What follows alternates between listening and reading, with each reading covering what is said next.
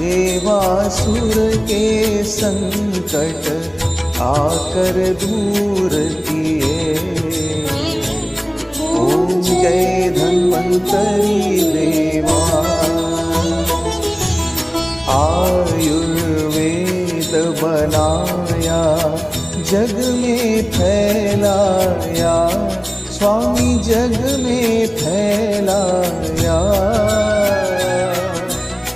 सदा स्वस्थ रहने का, सदा स्वस्थ रहने का साधन बतलाया। ओम जय धन्वंतरी देवा।